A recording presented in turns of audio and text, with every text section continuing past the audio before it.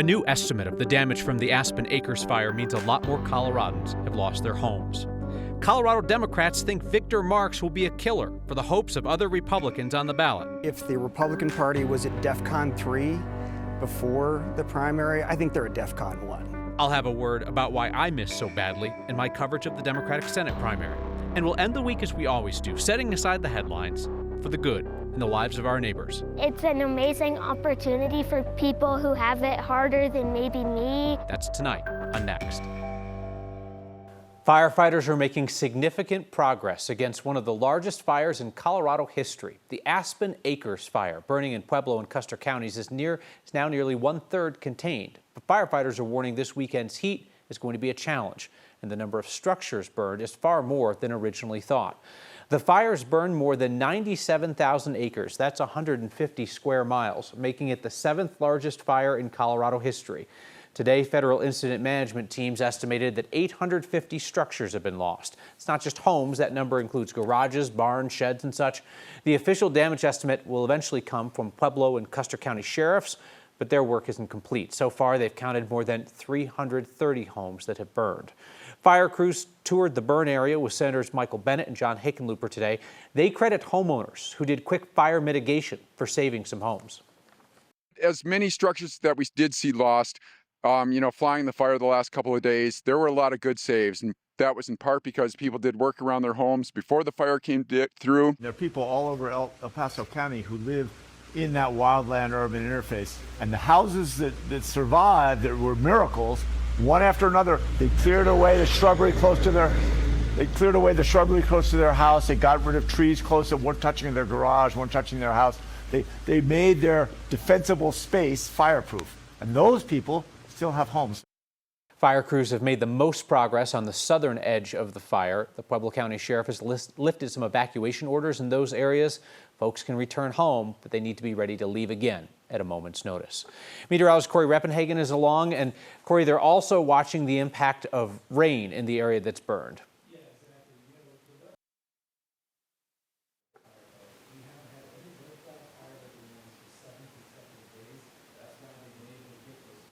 Nope, we're not lip readers, so we're going to come back and we're going to try that again with a microphone in just a moment. We apparently have Corey's microphone. Let's head back now with sound. Hey, it's magic. I don't even know what happened there. But, what I was saying there in the silent moments there, Kyle, was that the weather is never really on the side of the firefighters. We haven't had red flag fire weather warnings for the last 7 days. That's why they've been able to get some containment. But the afternoon thunderstorms have been a major concern here. And look at this severe thunderstorm here that just missed the Aspen Acres burn area here, marked out here in the pink color. Now, we did have two flash flood warnings already this week, but that is one of the things. And also the gusty winds coming from these storms can re-energize some of those hot spots. And you can see the Aspen Acres Fire here, not quite out of the woods yet, as there are some storms building there behind us.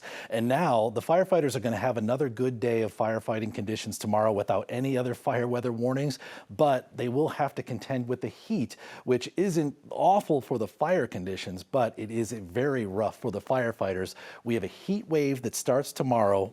Temperatures could get close to 100 degrees here across the Front Range. That's what I'll just be describing coming up in just a few minutes, Kyle. All right, thank you, Corey. When folks are in trouble in Colorado, we don't just watch. So let's help the hundreds of Coloradans who have lost their homes. This week's Word of Thanks microgiving campaign goes to the Southern Colorado Wildfire Relief Fund. This is a project of the United Way of Southern Colorado. They raced to set up a donation center to meet immediate needs in that community, a place where people could stop in and take what they need: food, water, clothes, phone chargers. The Southern Colorado Wildfire Relief Fund will help the hundreds of families who lost their homes with immediate needs, and they'll also be there for the long-term costs, especially for people whose insurance will not cover rebuilding. United Way Southern Colorado is not taking any fees or overhead for this effort. When I reached out and I said that I knew a bunch of people, many on the Front Range, who would be willing to help with this, they were surprised. But for years, you have generously helped Coloradans who have lost it all. I told them the help would be on the way, and earlier this week, you passed the $100,000 mark in what you've raised. Scan the QR code on your screen or text the word THANKS to 303-871-1491 to get the link to donate. You've proven even $5 helps when a ton of people do it. More than 8,000 of you are signed up to make a monthly pledge to the Word of Thanks Fund. You put in your info one time. Each month, your donations automatically split among all of the nonprofits we feature, and that is likely to add another $40,000 to this campaign. Victor Marx is atop the ballot for Colorado Republicans heading into November, and Colorado's Democrats are thrilled. It's not just that other Republicans have labeled their candidate for governor, Marx, a con man and a fraud. It's that Democrats think that Marx could sink other, more electable Republicans along with him. Our Marshall Zellinger explains.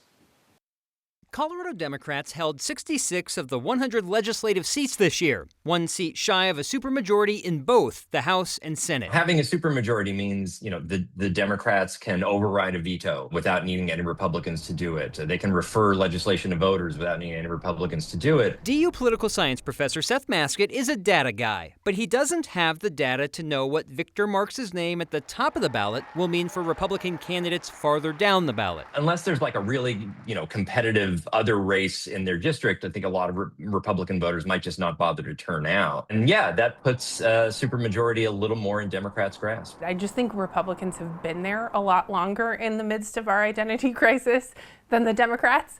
I tell my Democrat friends, I am the ghost of Christmas future. Welcome to the party. Republican commentator Kelly Maher, who supported Republican Barb Kirkmeyer for governor, sees some of her own party fractures showing on the Democratic side, with Democratic Socialist Melat Quiros ousting 15-term Congresswoman Diana DeGette. But Quiros will only appear on November ballots within Congressional District 1 in the Denver area. Marx's name will be on everyone's ballot statewide. The same way Republicans have been painted across Colorado with the Donald Trump brush, that Democrats are expecting to be painted across Colorado with the Melat Quiros brush. If the Republican Party was at DEFCON 3 before the primary, I think they're at DEFCON 1. Cole Wist, the former Republican lawmaker turned unaffiliated supporter of Democrat Phil Weiser, sees the potential for Marx to lower the chances of competitive state House and Senate Republicans. Supermajorities are bad for our state because you don't get the best public policy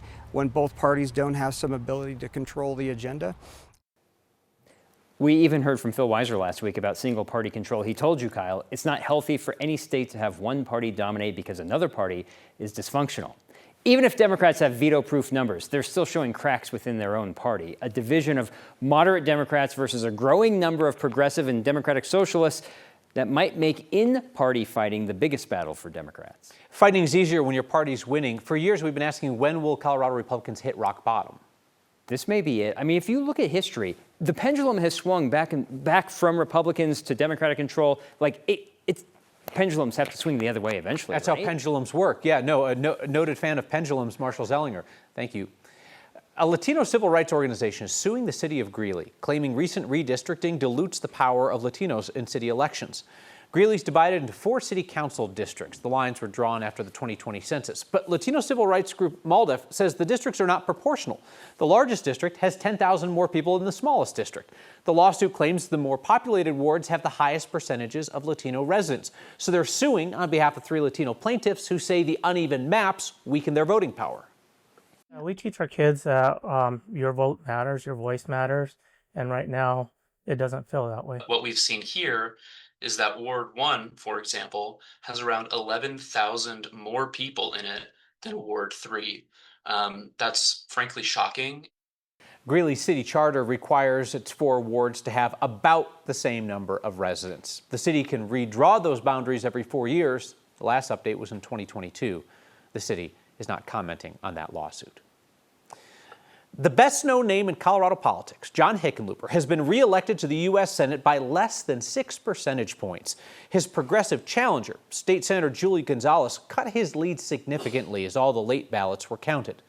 That race turned out to be far more competitive than I ever expected, which means that it deserved far more coverage than I gave it. You deserved better.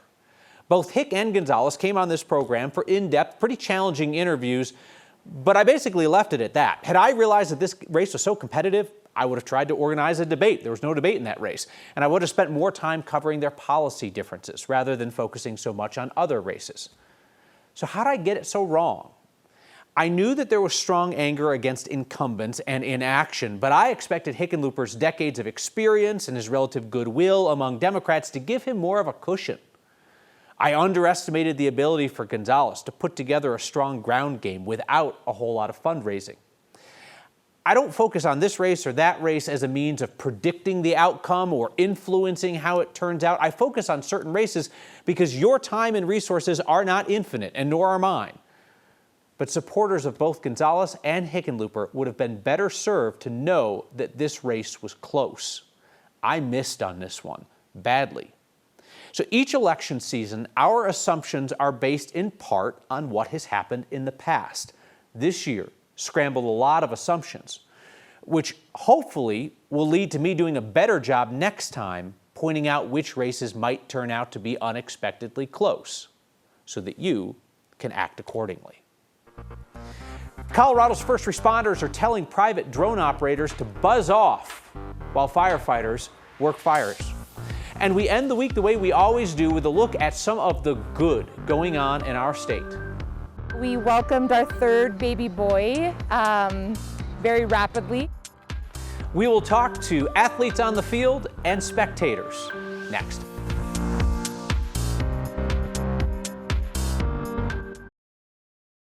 Colorado's first responders are using every resource available to fight wildfires from the ground and from the air.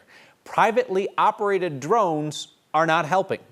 Licensed drone pilots are taught federal aviation rules, but not everybody follows them, and some people flying drones aren't licensed at all. South Metro Fire Rescue tracked down a drone pilot who disrupted firefighting operations in Douglas County last weekend. The sheriff's office said they had to stop helicopter operations until the drone was grounded. They cited the pilot. Colorado Springs tweeted about a similar problem last week, and first responders working the big fires around Colorado have been begging drone operators to just stay clear. Emergency operations is no time to be out there trying to get that perfect shot. Emergency, you'll delay the emergency operations, you'll pull aircraft off of it, you'll ground our drones as well. Violating FAA guidelines carries stiff state and federal penalties, including fines and even potential jail time. Meteorologist Corey Reppenhagen is back, and they've got themselves a little dust kicker-upper out by the airport. Man, some gusty winds being kicked up out there, 73 miles per hour at DIA as this storm moved through here. You can see this live picture. Denver, the city's in the sun, and right behind us, dark skies. That's a severe thunderstorm. You can see it here on radar. Just moved past the Denver International Airport. Probably had major impact to flight operations, but it's now clear of there and now moving through the Bennett area, still producing possibly 60 mile per hour plus winds. Down to the south, another batch of severe storms just to the east of Pueblo County. Man, if this thing hit the Aspen Acres Burns area, that would have been a flood disaster. Flood warning or flood watch goes until about 8 o'clock tonight. So there's still a few chances for that Burn area to be hit by a thunderstorm. And then tomorrow, the focus is going to be completely on the heat as we dry things out and warm things up. 104 out in Grand Junction. Forecast for tomorrow, 99 in Cortez. A rare 90-degree day in Steamboat Springs and Aspen, 97 in Denver, and 99 in Greeley. So the heat is on. The heat wave starts tomorrow, and it could go all the way through Wednesday. We're watching the potential for weather impacts in this heat wave as the temperatures move up there close to 99 degrees each and every one of those days, and the heat will continue into next weekend. I'll have more on that as the heat wave intensity reveals itself over the next several days. I'm also excited to be here because I love to play hockey in the basement with my brother. All right, let's get off the sidelines, chase down what is good in the lives of our neighbors to end the week, as we always do. Hey, a reminder, you can catch Next streaming each night at 6 p.m. wherever you watch. And Next is now a podcast wherever you get those.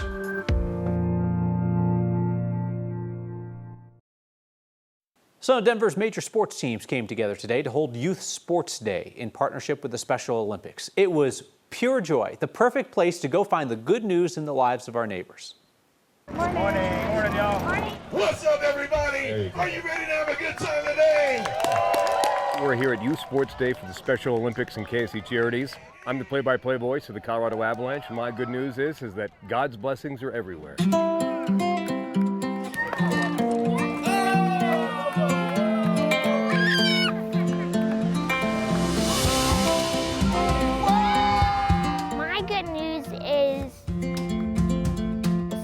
how cool it is for everybody to get an opportunity. About 3 or 4 goals have been scored so far. Not a whole lot of goaltending. Goaltending has been subpar, if not non-existent here. Actually, there are no goaltenders. We welcomed our third baby boy. We're enjoying him. This guy is my sibling, Elliot. My good news is that we get to be here. I'm grateful to God, I love my son that has special needs. We have these special opportunities. I'm also excited to be here because I love to play hockey.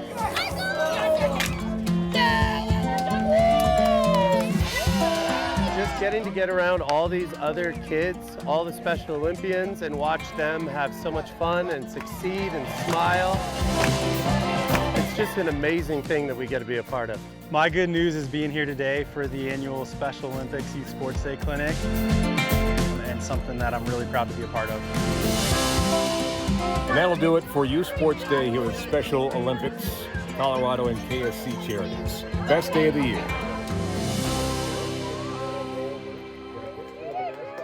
All those medals, all those smiles. Back with your feedback next. A couple in northern Colorado was deluged with strangers wishing them well after the birth of their child last weekend, and I apologize for that. She's an easy baby. She sleeps well, she eats a lot, she's very mellow-mannered, she laughs at my silly jokes, so I can't complain. He could complain about the 1,000 random strangers commenting on his family's birth announcement on Facebook due to a name mix-up. Nice to meet you, Kyle Clark. I'm the other Kyle Clark. Nice to meet you, Kyle Clark. For starters, our congratulations on the birth of your beautiful daughter, but also our apologies for the 1,000 other congratulations that you got for the birth of your beautiful daughter. You know, that's okay. It'll be a great story for years to come. It'll be, you know, I probably only know about 1,100 people in my life, so 1,000 others came along to say congratulations that day.